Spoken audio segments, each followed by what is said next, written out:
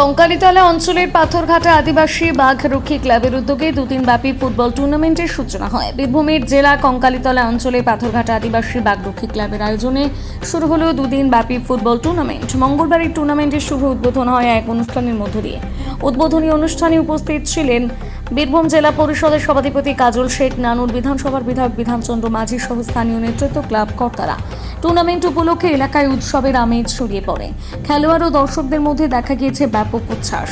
Club কর্তৃপক্ষের পক্ষ থেকে জানানো হয়েছে আগামী দুদিন ধরে চলবে বিভিন্ন দলের মধ্যে প্রতিযোগিতা এবং বিজয়ী দলকে সম্মানিত করা হবে।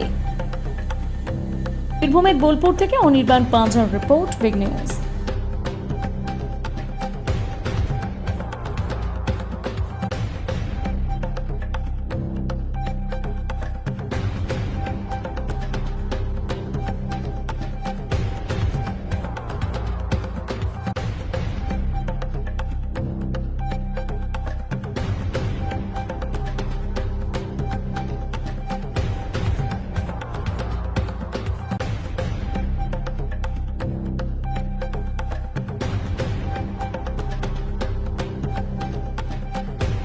অভিষ্ট এই আদিবাসী পাড়ার যে দুই মোড়ল আছেন তাদেরকে আমি জোহার জানাচ্ছি। অতঃপর আমাদের যে বোনেরা, আদিবাসী মা বোনেরা আমাদেরকে নৃত্যের মাধ্যমে এ মঞ্চে নিয়ে এলো, তাদের সকলকে জোহার জানাচ্ছি। এবং আমার সামনে এই এরিয়ার যে আদিবাসী মা ভাই বোন থেকে শুরু করে দাদারা কাকারা ভাইরা যারা আছেন তাদের সকলকে আমি জোহার জানাচ্ছি। আজকে পাথরঘাটা আদিবাসী এই যে ক্লাব, এই ক্লাবের যে আয়োজন, এই আয়োজন সম্পর্কে যতটাই কথা বলবো ততটাই কম বলা হবে। আজকে মঞ্চস্থ আছেন নানুর বিধানসভার সম্মানীয় বিধায়ক, আপনারা ভোটাধিকার প্রয়োগের মাধ্যমে যাকে বিধানসভা পাঠিয়েছেন নানুর বিধানসভার উন্নয়নের জন্য, আমার ছায়াসঙ্গী, আমার ভাতৃপ্রতিম শ্রদ্ধেয় সম্মানীয় বিধানচন্দ্র মাঝি মহাশয় আমাদের বিধায়ক উপস্থিত আছেন। বোলপুর শ্রীনিকেতন পঞ্চায়েত সমিতি সভাপতি কাজী হানিফ মোহাম্মদ মহাশয় উপস্থিত আছেন। এই অঞ্চলের যারা ধারক বাহক, আলেপ ভাই থেকে শুরু করে, গৌতম থেকে শুরু করে, নিরঞ্জন থেকে শুরু করে, দেবা থেকে শুরু করে আরো যারা আছেন তারা সকলে আছেন।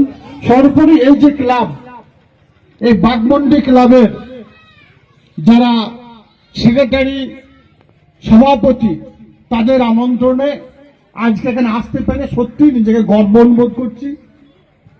এখন আমরা যেটা দেখতে পাচ্ছি, বিধায়ক সাহেব যে কথা বলছিলেন, বর্তমান যুগে ইয়াং জেনারেশন, আমাদের নব যৌবন যারা আগামী দিনে আমাদের পথপ্রদর্শক, তাদের সচরাচর খেলার মাঠে দেখা যায় না। তাদের কোথায় দেখা যায়? তারা ফেসবুক, টুইটার, ইনস্টাগ্রাম নিয়ে ব্যস্ত হয়ে পড়েছে। শরীরচর্চা তারা করে না। যদি শরীরচর্চা না করে তাদের কর্মে মনোনিবেশ হবে না।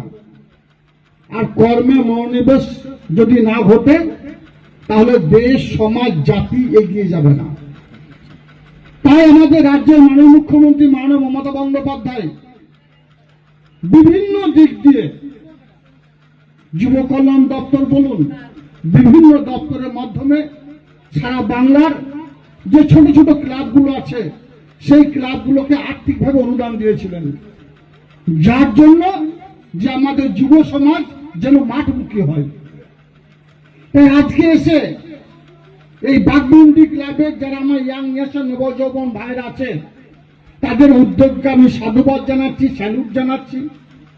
তোমরা এগিয়ে চলো। তোমাদের এগিয়ে চলার পথে যদি কোনো ক্ষেত্রে কোনো দিক দিয়ে কোনো সহযোগিতা প্রয়োজন বোধ করো, সেটা দৈহিক দিক দিয়ে হোক, অর্থনৈতিক দিক দিয়ে হোক, সবসময় জন্য তোমাদের পাশে থাকার অঙ্গীকার করছি আজকের মঞ্চ থেকে।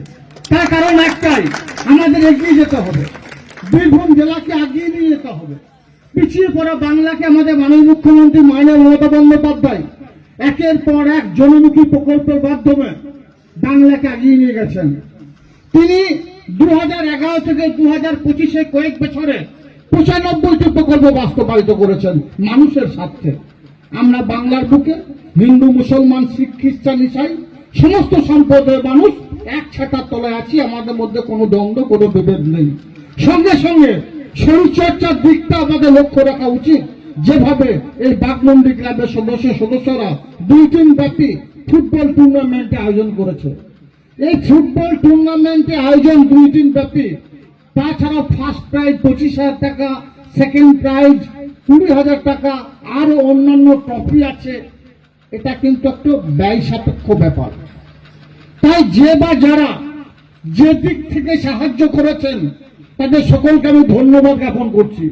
এভাবেই আমাদের বাংলার বুকে তথা বীরভূম জেলার বুকে যে ছোট ছোট ক্লাবগুলো আছে তাদেরকে উৎসাহিত করার জন্য সবাইকে এগিয়ে আসার জন্য আহ্বান জানাচ্ছি। আপনারা সকলে এগিয়ে আসুন, আমাদের যুব সমাজকে, আমাদের ইয়াং জেনারেশনকে, আমাদের নবযৌবনকে মাঠমুখী করতে হবে। খেলার মাঠে তারা নামবে যখন, শরীরচর্চা করবে যখন, তখনই আমার জেলা, আমার রাজ্য, আমার দেশ, আমার জাতি, আমার সমাজ এগিয়ে যাবে। আমাদের মাননীয় মুখ্যমন্ত্রী মাননীয় মমতা বন্দ্যোপাধ্যায় আদিবাসী সম্প্রদায়ের মানুষের জন্য, পিছিয়ে পড়া সম্প্রদায় হিসেবে যাদেরকে চিহ্নিত করা হতো তাদের জন্য একের পর এক প্রকল্প বাস্তবায়িত করেছেন। আমাদের মাঝি বাবার এখানে বসে আছেন, তাদের জন্য মাঝি থানগুলোকে তিনি সুরক্ষিত করেছেন। তাছাড়াও আমরা জানেন আদিবাসী সম্প্রদায়ের যে অলচিকি ভাষা, সেই ভাষাটাকে তিনি প্রায়োরিটি দিয়ে স্কুলে পড়াশোনা শুরু হয়েছে। তাছাড়াও আদিবাসী মা ভাই বোনদের জন্য একের পর এক প্রকল্প বাস্তবায়িত করেছেন। সারা বাংলার আদিবাসী ভাই বোনেরা যারা আছেন, যারা মা বোন আছেন, তাদের যে লক্ষ্মীর ভান্ডার সেটাকে তিনি 1200 টাকা করেছেন, কিন্তু সাধারণদের জন্য সেটা 1000 টাকা আছে। অর্থাৎ আদিবাসী ভাই বোনেদের, মায়েদের, বোনেদের মমতা বন্দ্যোপাধ্যায়, আমাদের মাননীয় মুখ্যমন্ত্রী মাননীয় মমতা বন্দ্যোপাধ্যায় তাদেরকে এগিয়ে যাওয়ার জন্য তাদেরকে সব রকম সহিত হাত বাড়িয়ে দিয়েছেন। আমি আমার বক্তব্য দীর্ঘায়িত না করে দিনের শেষে একটাই কথা বলবো, এই যে ক্লাব যে টুর্নামেন্ট আয়োজন করেছে 2 দিন ব্যাপী, সেই টুর্নামেন্টটা সঠিকভাবে পরিচালিত হোক এবং আরো যারা এই ক্লাবকে সহিত হাত বাড়িয়ে দিবেন বা দিবার ইচ্ছা প্রকাশ করেছেন তাদেরকে এগিয়ে আসার জন্য আহ্বান করব। এই ক্লাবটা যদিও জানি বছর 365 দিন শুধু ফুটবল টুর্নামেন্ট নয়, ব্লাড ডোনেশন ক্যাম্প থেকে শুরু করে শীতকালীন শীত বস্ত্র দান থেকে শুরু করে বিভিন্ন রকম সমাজমূলক কাজের সঙ্গে যুক্ত থাকে।